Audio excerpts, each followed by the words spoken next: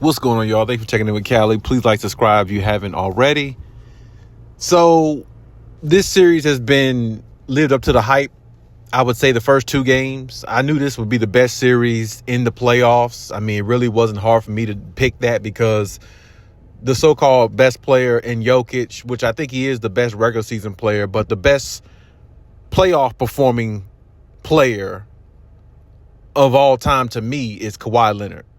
And Kawhi is the best player in the playoffs. When he's healthy, I don't really give a damn what player you have on the other side, unless there's somebody like LeBron James or maybe even Kevin Durant, somebody of that type of caliber.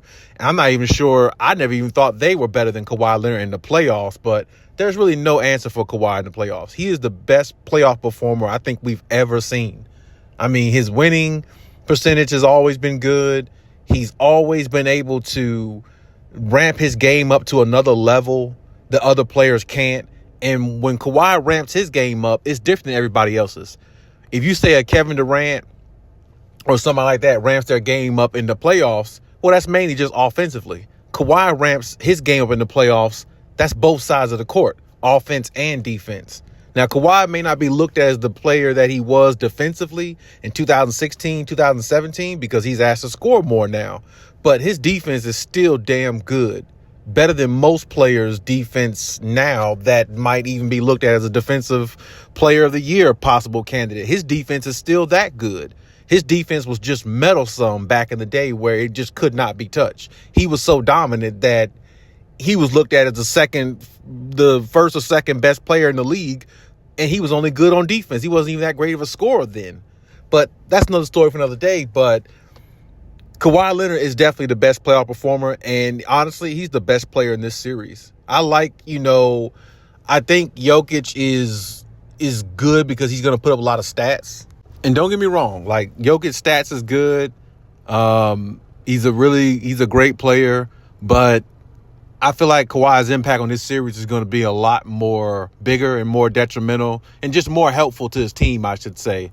And this series is really, like I said, it can go 7 games, but I wouldn't be surprised if we went 5 games. Clippers ended in 5 because I think the Clippers, honestly, if they just keep pounding with their defense and wearing this team down, wearing the Nuggets down, they can get the best of them. The only problem the Clippers is that I see they need to actually fix, well, maybe there's a couple, but more so just get the bench going. The bench, they got to have more production from their bench scoring-wise. Bogdanovich got to be able to score at least about 10 to 12 points each game. And he hasn't scored in this series yet, which is really kind of alarming because I don't know if they should sit him or, cut his minutes or something like that. But he still is a pretty formidable defender as well. So, but the Clippers got so many wing defenders, though. They got so many guys that can defend. Nico, DJ, Chris Dunn has been probably their second best defender. I mean, honestly, like between him and Kawhi, like it's pretty much between right there with those two. And you could throw Zubac in there too. And like I said, the team is really, really put together very well. And I think that's something that's going to overwhelm the Nuggets over the time of the series. They just can't let the Nuggets get comfortable, though. And that's the main thing. They can't let them get comfortable. But if they can just find a way to get more production from the bench and get Norman Powell going, too, that's probably the other thing I wanted to mention, as I've mentioned before in my previous video that you could check out. Norman Powell has to have at least a 15 to 18-point game. Both games going into, LA. He has to have that. Now, the good thing is, if you heard me say in my last video, role players play better at home. They always do. That's not a doubt. They usually always do. The comfortability, the feeling, and playing in the Intuit Dome, which is this new arena for the first time in the playoffs, is going to be really, really exciting for the team and everybody that's, there in the event. And it's going to be a great time. But the Clippers just need to stay focused, and they need to stay grounded on predicating that their defense is their number one protocol. Because honestly, what Chris Dunn can do and what he has been doing to Jamal Murray needs to continue. And they need Derrick Jones Jr. definitely needs to imprint his game, put his print on the game by rebounding the ball more. I think if they rely on Zubac too much to rebound, that's where the Clippers might, hurt themselves at, because Zubac can't be the only one rebounding. Kawhi stepped in there and got some rebounds, of course, and chipped in, but DJ has to be more on the boards. They have to get more guys on the boards. And honestly, if they have Ben Simmons in the game, give him about 14, 15 minutes in the game. I think he's another good rebounder, and he's a good defender. He might not look to score as much, but I mean, the fact that Ben Simmons coming in the game, most teams playing them are going to be thrown off mentally by Ben Simmons because they don't know whether he's coming to score or just play defense or just pass the ball. Because Ben Simmons could do a lot still. His basketball IQ is really high. He didn't get to the NBA for no reason. So for people who think that he's not a good player, I mean, he can't play, he can play. I mean, honestly, he was looked at as being a future star player in the league when he was on Philly. So, I mean, he still got a good basketball IQ. And I like when he came in the game the other night, he had a couple good passes, found guys in their spots. Kawhi passed it to him, and he runs straight in and hits a layup, kind of just throw the defense off a little bit. And like I said, if he looks for his offense a little bit, the minutes that he's in there, but also find guys in their spots, which he can do that because he's another good passer, facilitator, which takes a little bit of pressure off of James Harden.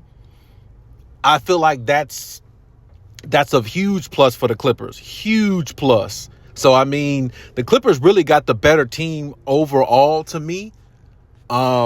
The Nuggets do have a little bit more experience on their team, maybe a little bit more experience if you base upon all their players, who's been there and who's, won a championship this past year, even though the Clippers got experience too with Norman Powell, of course, and Kawhi, and things like that of winning a championship. So it's not like the Clippers don't have no experienced players on their team either, but they got to just get more production from the bench and get more productivity there to help Kawhi out, because that virtuoso game Kawhi had the other night, it almost got negated because Kawhi was the one really making shots at one point. James Harden, he came alive, and at first I thought it was going to be one of those choke jobs by him, but he did end up coming alive in the second half. They don't need him to start slow like that.